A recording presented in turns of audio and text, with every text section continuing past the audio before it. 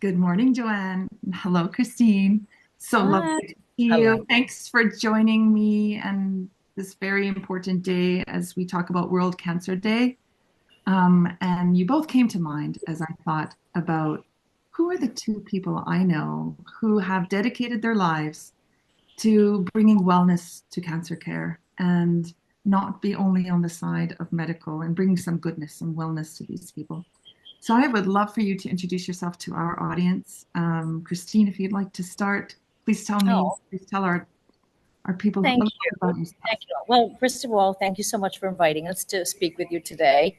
It is an auspicious day because I think everybody knows somebody who's been touched by cancer, in my family, certainly. But we wanted to speak today about the fact that there is wellness in cancer.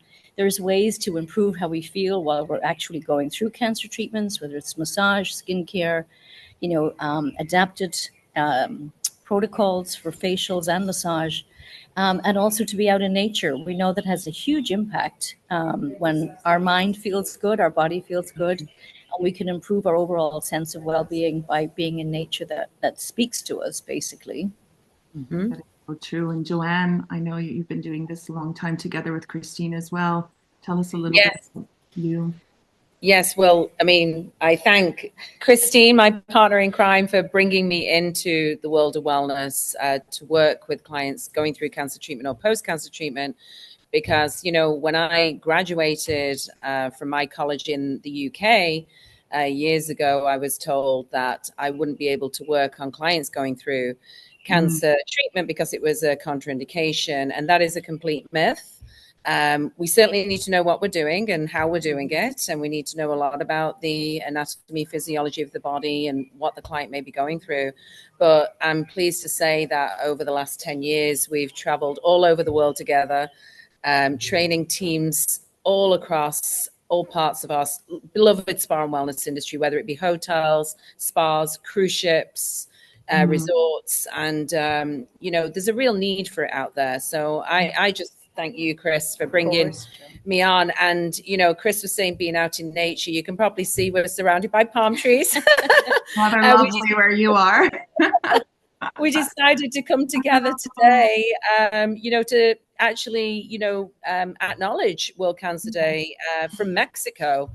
We're coming to you live from a beach in Mexico because we feel it's very important to get out in nature ourselves, and we can be better educators, for everyone else out there. So that's a little bit about. Yeah. My mother had had lung cancer twice, and we Mm. live close to the water, the Pacific Ocean. And after her first lobectomy, soon as she could get out and to start to walk, she spent her time by the water, by the ocean, by Yes. the sea, by sea salt. So I think there is really, you know, there's a new, perhaps a renewed outlook for how we treat these types of, um, cancer care, etc. And I think there are also a lot of myths. And if you can help us debunk some of those myths out there. So if we all know somebody that's going through Yeah. cancer, Yeah. Well, radiation, biggest. chemo, The yeah, biggest Yeah. thing is that you shouldn't have a massage when you're going through cancer treatment or a facial, and that's just absolutely not true. We cannot spread cancer cells around the body by touching somebody. It's impossible to do that. Cancer is much, big much one. more complex than that. Huge. And if you just think about it logically, every time you would shower yourself or wash yourself, you're moving lymph, you're moving blood, you're moving your circulation. Every time we walk or breathe, we're doing the same thing. So we just know that's not how cancer moves around in the body. So we can be confident that when you have a massage or a facial, you've got to look at all the other benefits associated with that, from Right. enhancing mood, improving your sleep, reducing the nausea and headaches. I mean, all of this is scientifically backed. It's not just my opinion or Joe's opinion. There's a lot of research to support the use of holistic modalities during cancer treatment to reduce the side effects. So we've been trying to shout that from the rooftops for a very, very long time. And I think as well, with that being the biggest myth, our clients, our guests of these spas, they're hearing that. So they're afraid to approach a spa. to possibly book in for a treatment. And then on the other side, which we're both therapists, of course, we do massage, we do treatments, on guests. On the other side, when we go in and do training, there's that fear from therapists who are like, oh, I don't want to do a treatment on somebody going through chemo because I've heard that I could, cause more problems than not. So we're constantly debunking that one big myth in our spa industry, that human touch is possibly the best thing you can do for somebody going through cancer treatment or post, because those short-term side effects and long-term side effects, we have to address those, and human touch is probably one of the most powerful ways to do so. Yeah, I really want to celebrate both of you today with, today being World Cancer Day, because, we think about the patients, but we really need to think about the innovators that are trying to find better ways to go through this together and to educate. So you've gone all around the world, haven't you? So you've gone all around the world to educate spa professionals and probably different modalities of care.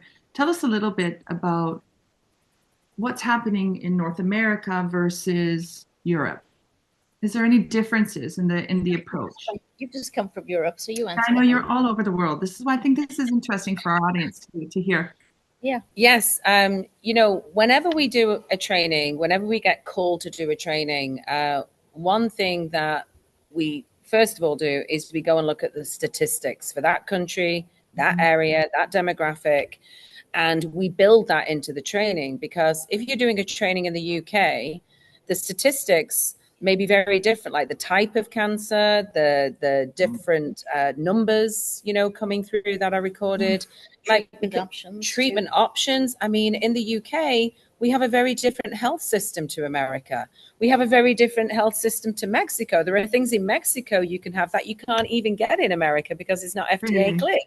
So when we go around the world, I speak for myself. I get educated by the country and by the patients, because they're telling us what treatments they're having done as part of their cancer treatment with their oncologist. And the other big thing as well is that when clients are going to their oncologist, it's knowing what plans are available.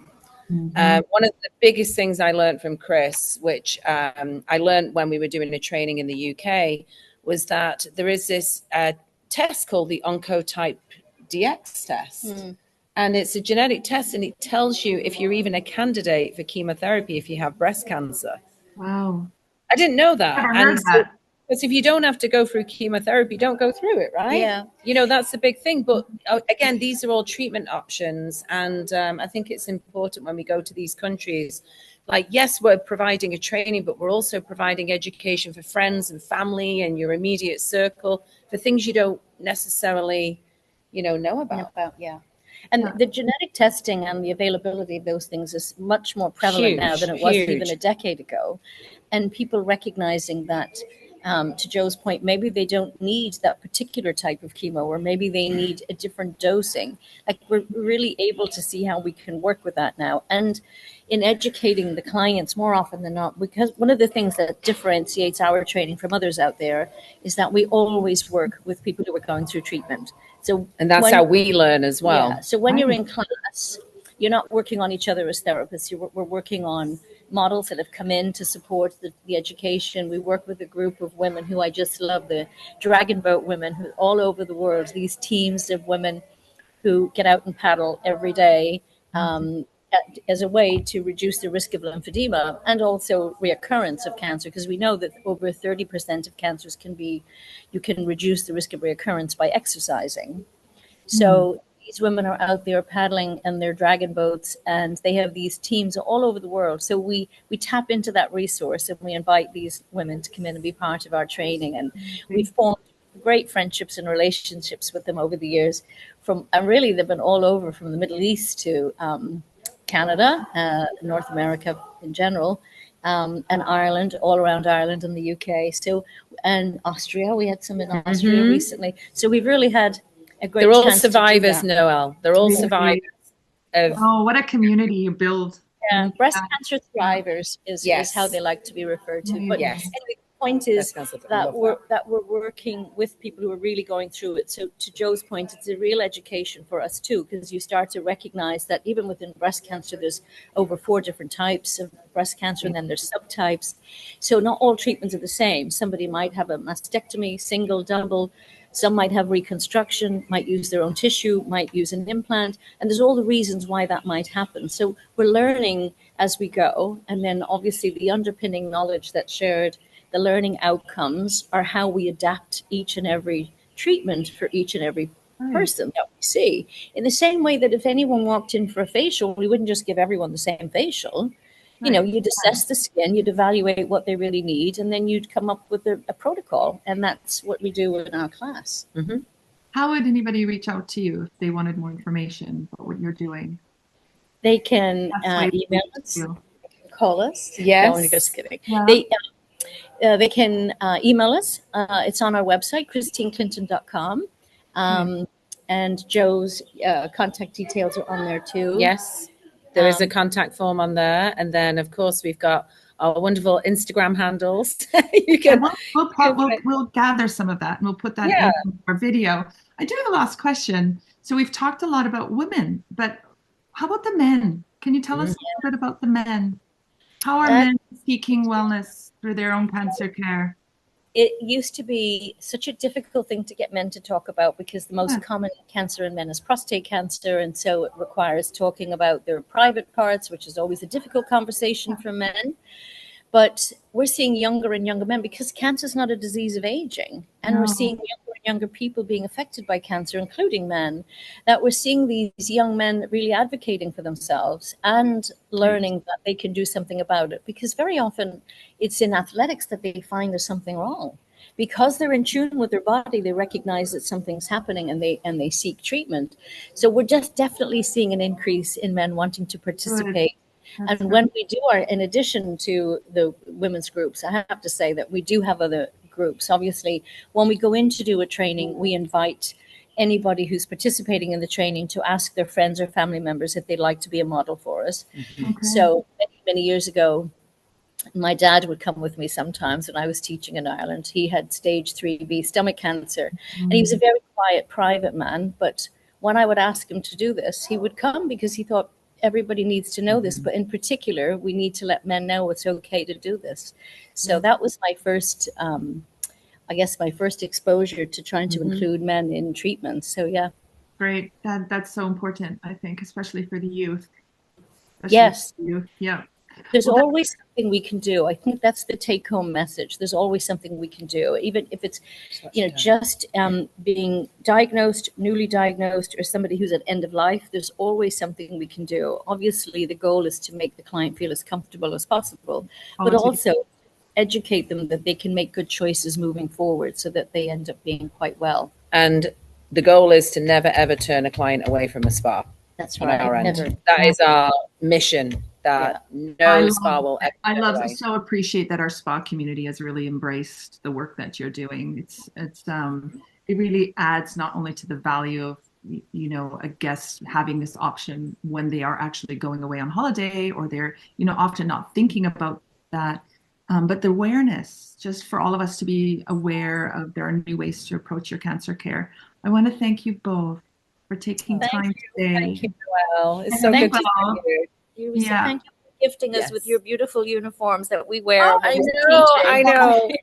We get so many beautiful compliments. Thank you.